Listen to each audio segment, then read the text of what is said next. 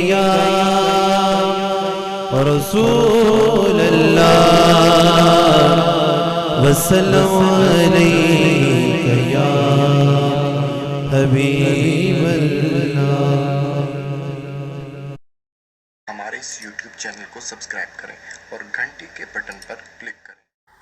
جو نبی کے قریب ہوتے ہیں وہ خدا کے حبیب ہوتے ہیں، جو نبی کے قریب ہوتے ہیں وہ خدا کے حبیب ہوتے ہیں، اور جو سجاتے ہیں درود و سلام کی محفل رب کعبہ کی قسم وہ بڑے خوش نصیب ہوتے ہیں۔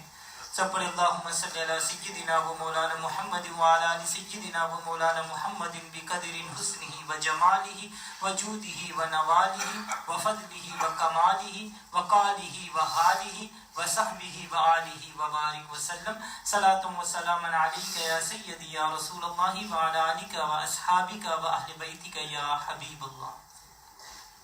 میرے نہایت واجب الاحترام بزرگوں، دوستوں، عزیز بچوں، السلام علیکم ورحمۃ اللہ وبرکاتہ۔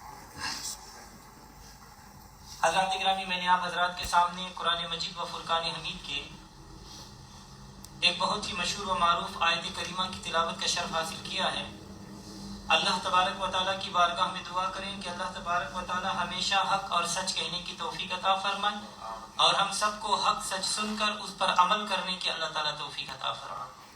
ارشاد باری تعالیٰ ہے وَإِذْ قَالَ رَبُّكَ لِلْمَلَائِكَةِ إِنِّي جَاعِلٌ فِي الْأَرْضِ خَلِيفَةً، اور یاد کیجئے اے محبوب جب فرمایا آپ کے رب نے فرشتوں سے میں مقرر کرنے والا ہوں زمین میں ایک نائب۔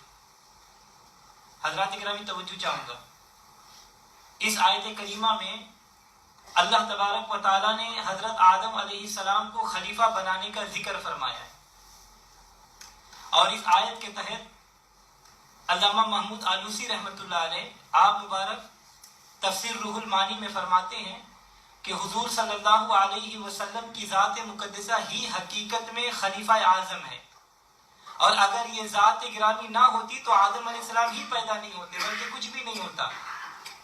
سب کچھ تمہارے واسطے پیدا کیا گیا، سب کچھ تمہارے واسطے پیدا کیا گیا، سب غایتوں کی غایت اولا تم ہی تو ہو۔ تو حضرات گرامی، حضور صلی اللہ علیہ وسلم کو تخلیق آدم علیہ السلام کا واقعہ یاد دلایا جا رہا ہے، تو چاہیے تو یہ تھا کہ اللہ تبارک و تعالیٰ یہ فرماتا وَإِذْ قَالَ رَبُّ الْمَلَائِكَةِ لِلْمَلَائِكَةِ، یاد کیجئے کہ جب ملائکہ کے رب نے ملائکہ سے فرمایا، کیا وہ رب ملائکہ نہیں ہے؟ وہ تو عالمین کا رب ہے، وہ تو سماوات اور ارضین کا رب ہے، اور کائنات کے تمام لوگوں کا رب ہے، ساری مخلوقات کا رب وہی تو ہے۔ اللہ تعالیٰ فرماتا ہے قُلْ أَعُوذُ بِرَبِّ النَّاسِ، تمام لوگوں کا رب، قُلْ أَعُوذُ بِرَبِّ الْفَلَقِ، تمام مخلوق کا رب، الحمدللہ رب العالمین، عالمین کا رب، رب السماوات والارض، زمین و آسمان کا رب، اور اسی طرح وہ ملائکہ کا بھی رب ہے۔ تو اس نے یہ کیوں نہیں فرمایا کہ ملائکہ کے رب نے ملائکہ سے کہا، بلکہ یہ فرمایا کہ اے محبوب یاد کیجئے جب آپ کے رب نے ملائکہ سے فرمایا۔ تو بات یہ ہے کہ یہ ٹھیک ہے کہ وہ ساری مخلوقات کا رب ہے، وہ سارے لوگوں کا رب ہے، وہ سارے عالمین کا رب ہے، وہ زمین اور آسمان کا رب ہے، مگر اسے اس پر فخر نہیں ہے، بلکہ فخر اس پر ہے کہ وہ اپنے محبوب کا رب ہے۔ اس نے اپنی ربوبیت کا اعلان کیا تو فرمایا فلا وربک، محبوب مجھے تیرے رب کی قسم، اور اگر توحید کا اعلان فرمایا تو فرمایا کہ اے محبوب قل هو اللہ احد، آپ فرما دیجئے کہ وہ اللہ ایک ہے۔ کل کہہ کر اپنی بات بھی منہ سے تیری سنی، کل کہہ کر اپنی بات بھی منہ سے تیری سنی، کتنی ہے تیری گفتگو اللہ کو پسند۔ اور اسی لیے امام ربانی مجدد الفسانی شیخ احمد سرہندی رحمۃ اللہ علیہ آپ مبارک فرماتے ہیں کہ میں نے رب کو رب اس لیے مانا کہ رب محمد است کہ وہ محمد الرسول اللہ کا رب ہے۔ اور اسی طرح سرکار اعلیٰ حضرت عظیم البرکت مجدد دین و ملت شاہ احمد رضا خان فاضل بریلوی رحمۃ اللہ علیہ نے بھی یہی لکھا۔ آپ مبارک فرماتے ہیں کہ وہی رب ہے جس نے تجھ کو ہماتم کرم بنایا، وہی رب ہے جس نے تم کو ہماتم کرم بنایا، ہمیں بھیک مانگنے کو تیرا آستہ بتایا، تجھے حمد ہے خدایا، تجھے حمد ہے خدایا۔ تو حضرات گرامی، اللہ نے فرمایا کہ اے محبوب یاد کیجئے جب آپ کا رب ملائکہ سے سے فرما رہا تھا کہ میں زمین میں ایک خلیفہ بنانے والا ہوں. تو حضرات گرامی خلیفہ بنا ہے خلف سے، یعنی کہ پیچھے آنے والا نائب. پیچھے آنے والا نائب. نائب تین وجوہات کی بنا پر بنایا جاتا ہے. پہلا یہ کہ اگر اصل موجود نہ ہو تو اس کا نائب بنایا جاتا ہے تاکہ اس کی جگہ کام کر سکے. دوسرا، اگر اصل کمزور ہو اور اکیلا کام نہیں کر سکتا ہو تو اس کا نائب بنایا جاتا ہے تاکہ وہ اکٹھے ہو کر کام کر سکے. اور تیسرا، اگر اصل خدا نخواستہ فوت ہو جائے تو اس کی جگہ نائب بنایا جاتا ہے تاکہ کام آگے چل سکے. مثال کے طور پر اگر مسجد کا امام کہیں چلے جائے تو اس کا نائب ان کی جگہ نماز پڑھائے گا. اگر امام کمزور ہو اور ان کا نائب اس کے ساتھ مل کر بچوں کو قرآن پڑھائے گا. اور اگر امام خدا نخواستہ فوت ہو جائے تو اس کی جگہ نائب کو لایا جائے گا اور وہ نماز پڑھائے گا. مگر اللہ تعالیٰ تو ان تینوں اوصاف سے پاک ہے. قرآن پاک کا مطالعہ کرو. اللہ تعالیٰ فرماتا ہے کہ میں ذرہ ذرہ میں موجود ہوں. وَهُوَ الَّذِي فِي السَّمَاءِ إِلَٰهٌ وَفِي الْأَرْضِ إِلَٰهٌ. اور وہی ایک آسمان میں خدا ہے اور وہی زمین میں بھی وہی خدا ہے. اور جب وہ ہر جگہ موجود ہے، غائب نہیں ہے، حاضر ہے، تو پھر خلیفہ کیوں؟ اللہ تعالیٰ فرماتا ہے کہ میں طاقتور ہوں. تبارک الذی بیدہ الملک وہو علی کل شیء قدیر. منزہ اور برتر ہے وہ جس کے قبضہ میں بادشاہی ہے اور وہ ہر چیز پر پوری طرح قادر ہے. تو جب اس کے ہاتھ ملک ہے، وہ ہر شے پر قادر ہے، تو پھر خلیفہ کیوں؟ اللہ تعالیٰ فرماتا ہے کہ میں حی اور قیوم ہوں، مجھے موت تو کیا اونگ نہیں آتی. اللہ لا الہ الا هو الحی القیوم لا تاخذہ سنۃ ولا نوم.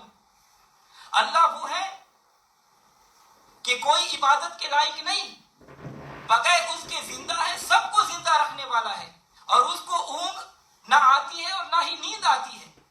تو پھر جب وہ حی ہے اور اسے اونگ تک نہیں آتی تو پھر خلیفہ کیوں؟ تو حضرات گرامی، اس سوال کا جواب مفسرین نے دیا کہ وہ نور محض تھا اور انسان بشر محض، اس لیے اس نے دو جہتیں، ایک خلیفہ بنایا جو ایک جہت سے نور ہو اور دوسری جہت سے بشر ہو، اللہ سے فیض لے اور مخلوق کو فیض دے. چنانچہ حضور صلی اللہ علیہ وسلم جب اللہ تعالیٰ کی طرف سے ہماری طرف آئے تو اعلان ہوتا ہے قد جاءکم من اللہ نور، بے شک تشریف لایا تمہارے پاس اللہ کی طرف سے نور. اور جب ہماری طرف سے اللہ تبارک و تعالیٰ کی طرف گئے تو اعلان ہوتا ہے سبحان الذی اسری بعبدہ، کہ ہر عیب سے پاک ہے وہ ذات جس نے اپنے خاص بندے کو سیر کرائی. لیکن اعتراض اپنی جگہ پر بدستور ہے کہ خلیفہ بنا ہے خلف سے، اور خلف کا معنی پیچھے آنے والا. تو اللہ تعالیٰ تو ان حدود اور قیود سے پاک ہے. تعالی اللہ عن ذالک علوا کبیرا. اللہ تعالیٰ کیفیت سے پاک ہے، اللہ تعالیٰ سمت سے جہت سے پاک ہے، اللہ تعالیٰ آگے پیچھے سے دائیں بائیں اوپر نیچے سے پاک ہے. اللہ تعالیٰ فرماتا ہے وَلِلَّهِ الْمَشْرِقُ وَالْمَغْرِبُ فَأَيْنَمَا تُوَلُّوا فَثَمَّ وَجْهُ اللَّهِ. اور مشرق بھی اللہ کا ہے، مغرب بھی اللہ کا ہے، جدھر تم رخ کرو گے وہی ذات خدا بندی ہے. تو جب وہ ان کیفیات سے پاک ہے تو ان کا پیچھا کیسا؟ جب اس کا پیچھا نہیں تو پھر خلیفہ کیسا؟ اس کا جواب یہ ہے کہ خلیفہ اس کا روحانی ہے. جب تک روح نہ پھونکی تھی اس وقت تک خلیفہ نہیں تھا، اور نہ ہی ملائکہ نے اسے سجدہ کیا. اور جب روح پھونک دی تو ملائکہ نے اس خلیفہ کو سجدہ کر دیا. اللہ تعالیٰ فرماتا ہے فَإِذَا سَوَّيْتُ وَنَفَخْتُ فِيهِ مِن رُّوحِي فَقُولُوا لَهُ سَاجِدِينَ. اور جب میں اسے آدم علیہ السلام کے قالب کو درست فرما دوں اور پھونک دوں اس میں اپنی خاص روح اپنی طرف سے، تو گر جانا اس کے سامنے سجدہ کرتے ہوئے. تو اس سے معلوم ہوا کہ اس کی خلافت اس کی خاص روح کا نام ہے جو اس نے اپنے خلیفہ میں پھونکی. تو حضرات گرامی پتہ چلا کہ خلافت اس کی روح کا نام ہے. تو آئیے معلوم کریں کہ روح کیا ہے. اللہ تعالیٰ فرماتا ہے وَيَسْأَلُونَكَ عَنِ الرُّوحِ قُلِ الرُّوحُ مِنْ أَمْرِ رَبِّي، اور یہ دریافت کرتے ہیں، پوچھتے ہیں آپ سے روح کی حقیقت کے بارے میں، تو ان سے فرما دیجئے کہ روح میرے رب کا امر ہے، روح میرے رب کا امر ہے۔ تو حضرات گرامی پتہ چلا کہ خلافت نام ہے روح کا، اور روح نام ہے اللہ کے امر کا۔ تو اب پتہ چلنا چاہیے کہ اللہ کا امر کیا ہے۔ تو آئیے قرآن کریم سے پوچھتے ہیں کہ اے اللہ کی کتاب، تو سچی ہے، تو سچی اور لا ریب ہے، تو مشرق، تو ہماری رہبر و رہنما ہے، تیرے اندر پوری کائنات کے مسائل کا حل موجود ہے، تو انسان کے لیے ابتدا سے لے کر انتہا تک، مہد سے لے کر لحد تک، ماں کی گود سے لے کر قبر کی کوٹری تک بندے کے ہر مشکل موڑ پر رہنمائی کرتی ہے۔ ہمیں یہ ارشاد فرما کہ اللہ کا امر کیا ہے۔ تو اللہ تبارک و تعالی قرآن پاک میں اس سوال کا جواب ارشاد فرماتا ہے، انما امرہ اذا ارادہ، سوائے اس کے نہیں کہ اس کا امر ہے جب وہ ارادہ فرمائے۔ تو حضرات گرامی پتہ چلا کہ خلافت روح ہے، روح اللہ کا امر ہے اور اس کا ارادہ ہے۔ تو ارادہ کیا ہے؟ اللہ تعالیٰ ارشاد فرماتا ہے انما امرہ اذا اراد شیئا، سوائے اس کے نہیں کہ اس کا امر ہے جب وہ ارادہ کرے کسی چاہت کا۔ تو اس کی چاہت کیا ہے؟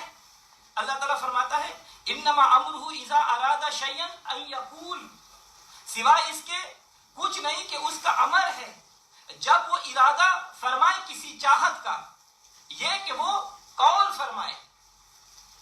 اور قول ہوتا ہے کلام، کلام ہوتا ہے کلمہ کی جمع، اور کلمہ ہوتا ہے الکلمۃ لفظ وضع لمعنى مفرد، کلمہ وہ ہوتا ہے جو معنی مفرد کے لیے بولا جائے، یعنی انسان کے منہ سے جو لفظ نکلتا ہے اسے کلمہ کہتے ہیں۔ اب کلمہ کے لیے زبان ضروری ہے، زبان کے لیے منہ ضروری ہے، منہ کے لیے سر ضروری ہے، اور سر کے لیے جسم ضروری ہے، اور اللہ جسم سے پاک ہے، زبان سے پاک ہے، ہر چیز سے پاک ہے، تو کلام کیسے؟ بغیر زبان کے کلام کیسا؟ تو حضرات گرامی یہ کلام کرنا بھی، توجہ چاہوں گا، یہ کلام کرنا بھی اس کی مجبوری نہیں تھی، بلکہ اس کے بندے چاہتے تھے کہ وہ ان کے سامنے آ کر ان سے کلام کرے اور وہ اسے دیکھے اور سنے۔ حضرت موسیٰ علیہ السلام نے عرض کیا تھا وَكَلَّمَ اللَّهُ رَبُّهُ قَالَ رَبِّ أَرِنِي أَنظُرْ إِلَيْكَ، اور کلام کی ان سے ان کے رب نے عرض کی اے میرے رب مجھے دیکھنے کی قوت دے تاکہ میں تجھے دیکھ سکوں۔ اسی طرح حضرت ابراہیم علیہ السلام نے عرض کیا ربی ارنی کیف تحیی الموتى، اے میرے پروردگار دکھا مجھے کہ تو کیسے زندہ کرتا ہے مردوں کو۔ مطلب یہ ہے کہ آپ مردہ زندہ کر کے دیکھا دے مجھے، جب تو میرے سامنے مردہ زندہ فرمائے گا تو میں تجھے دیکھ لوں گا۔ اور اس بات کو اگلی آیت نے واضح کر دیا کہ حضرت ابراہیم علیہ السلام ذات باری تعالیٰ کو دیکھنا چاہتے تھے۔ فرمایا اولم تؤمن قال بلا ولکن لتطمئن قلبی، اے ابراہیم کیا تمہارا اس پر ایمان نہیں؟ ابراہیم علیہ السلام نے عرض کیا یا اللہ کیوں نہیں، لیکن میں اپنے اطمینان قلب کے لیے کہتا ہوں۔ تو حضرات گرامی آپ بھی بشعور لوگ ہیں، آپ بھی عقل مند لوگ ہیں، آپ بھی شعور ہیں، اہل محبت ہے، اور یہ بات آپ کو بھی معلوم ہے کہ محب صادق کا دل اس وقت مطمئن ہوتا ہے جب وہ اپنے محبوب کو دیکھ لے۔ تو ثابت ہوا کہ آپ کا اصل مطمئن نظر زیارت باری تعالیٰ تھی، اور وہ اسے دیکھنا، اس سے کلام کرنا یہ بندوں کا تقاضا تھا، اس لیے اس کی چاہت یہ تھی کہ وہ قول فرمائے۔ تو اس قول فرمانے کے لیے اس نے فرمایا انی جاعل فی الارض خلیفہ، میں نے زمین میں ایک نائب خلیفہ مقرر کرنا چاہتا ہوں۔ کیوں؟ کہ خلیفہ کا قانون خدا کا قانون، خلیفہ کا کلام خدا کا کلام، خلیفہ کا دیکھنا خدا کا دیکھنا، خلیفہ کا بولنا خدا کا بولنا، خلیفہ کا ہاتھ خدا کا ہاتھ، خلیفہ کا پھینکنا خدا کا پھینکنا، خلیفہ کی بیعت خدا کی بیعت، خلیفہ کا گھر خدا کا گھر، خلیفہ کا اشارہ ہوگا چاند دو ٹکڑے ہو جائے گا، خلیفہ کا اشارہ ہوگا سورج واپس آ جائے گا، خلیفہ کا اشارہ ہوگا درخت سجدہ کرے گا، خلیفہ کا اشارہ ہوگا پتھر پانی پر تیرے گا، خلیفہ کا اشارہ ہوگا گونگے بولنے لگ جائیں گے، خلیفہ کہے گا کن ہو جا تو وہ شے ہو جائے گی،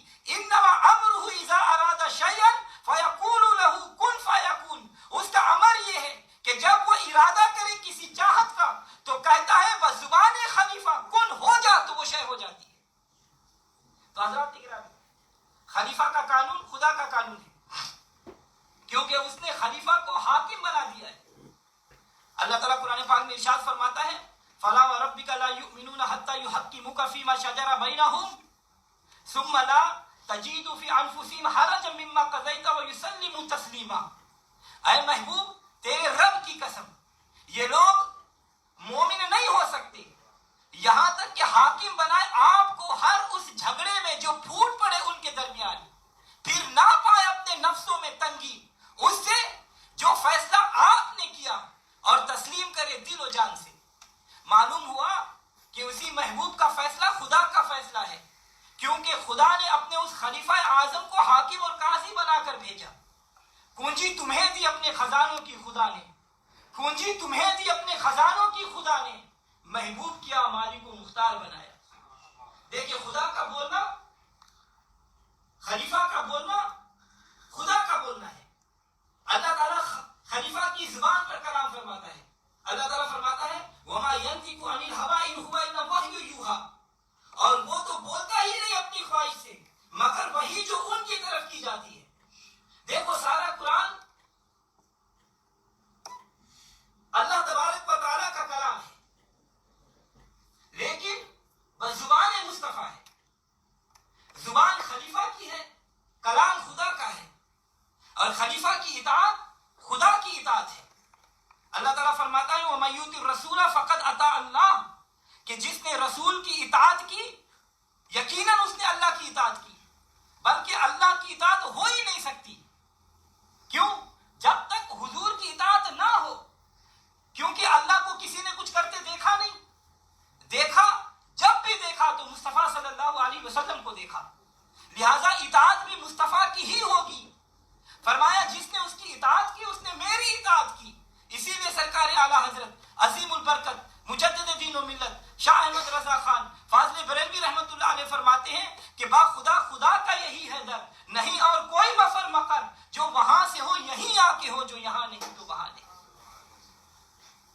और खलीफा को देखना खुदा का देखना है। बुखारी शरीफ की हदीस है, नबी सल्लल्लाहु अलैहि वसल्लम मुबारक ने इरशाद फरमाया मन रआनी फक़द रआल हक़, जिसने मुझे देखा उसने हक को देख लिया।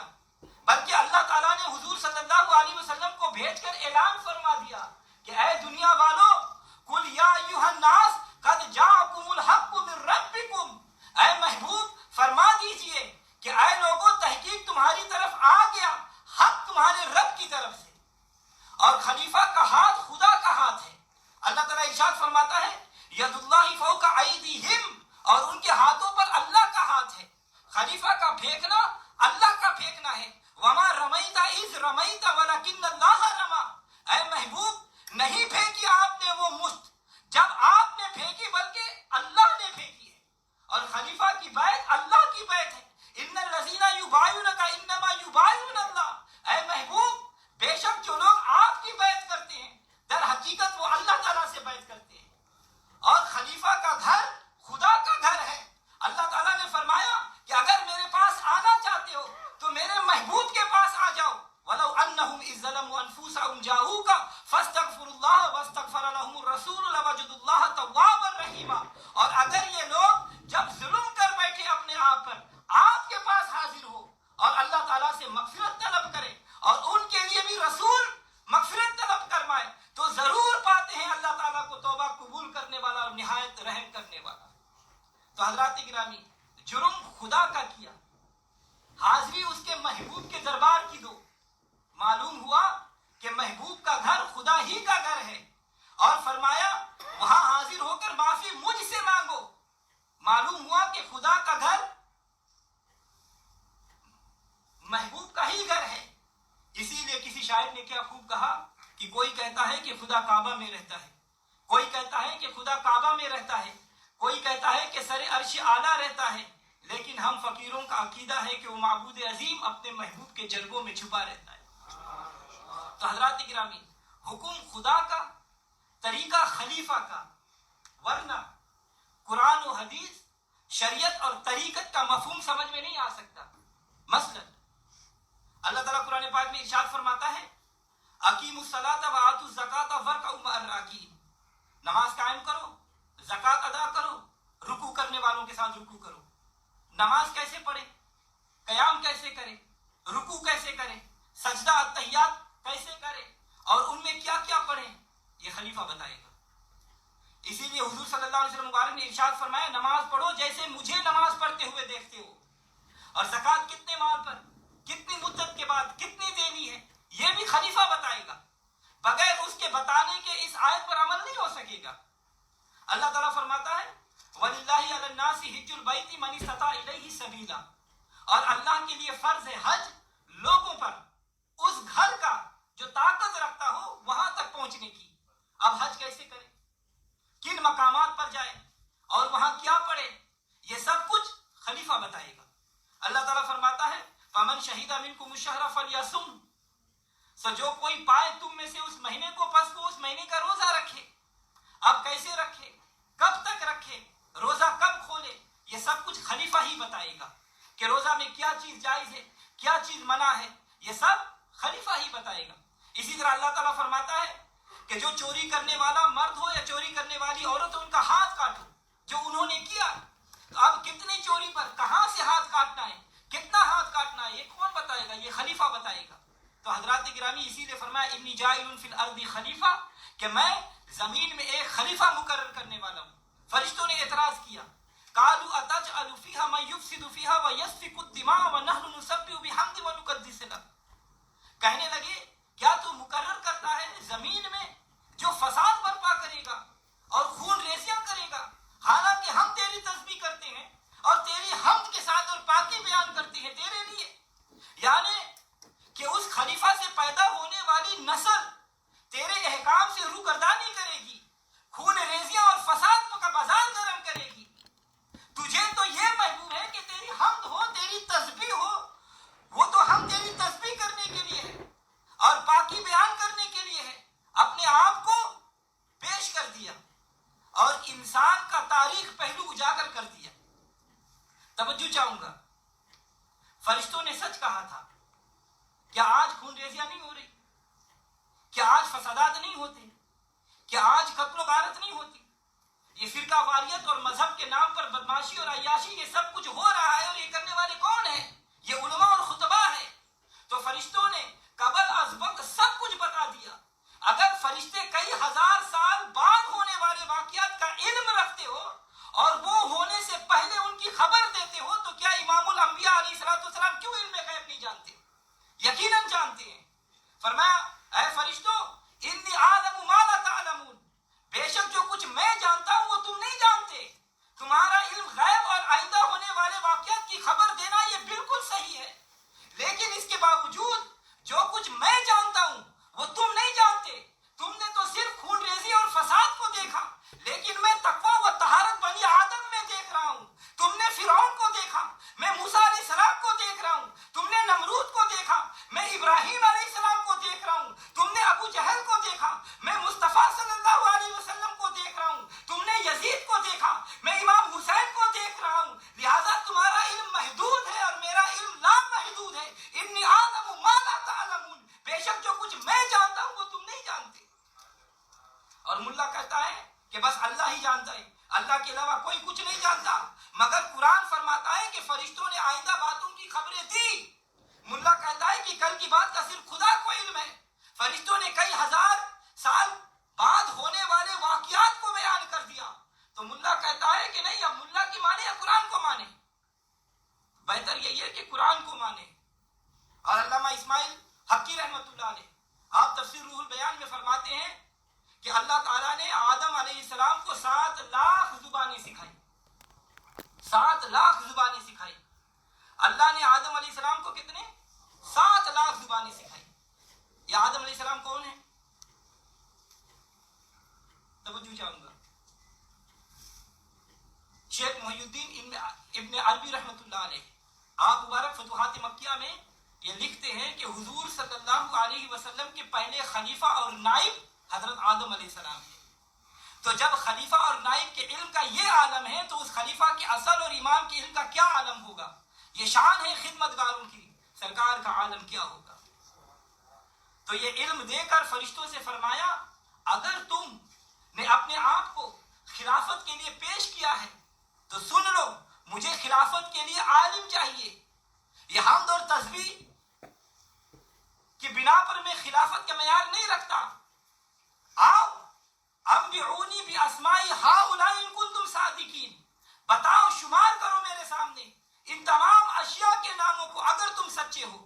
قالوا سبحانک لا علم لنا الا ما علمتنا انک انت العلیم الحکیم، فرشتوں نے عرض کیا کہ ہر عیب سے پاک تو ہی ہے، ہمیں کچھ علم نہیں مگر جتنا تو نے ہمیں سکھایا، بے شک تو ہی حکمت والا ہے۔ بس ہم تو تیری حمد اور ثنا اور تسبیح کرتے ہیں کیونکہ وہی تو نے ہمیں سکھائی ہے، یہ نام تو نے ہمیں سکھائی ہی نہیں، تو ہم کس طرح اس کو بتا دیں۔ جب فرشتوں نے اپنی لا علمی کا اقرار کر دیا تو اللہ تبارک و تعالیٰ نے آدم علیہ السلام سے فرمایا یا آدم انبئہم باسمائی فلما انبأہم باسمائہم قال الم اقل لکم انی اعلم غیب السماوات والارض واعلم ما تبدون وما کنتم تکتمون، اے آدم تم انہیں ان چیزوں کے بارے میں بتا دو۔ اور جب آدم علیہ السلام نے بتائے فرشتوں کو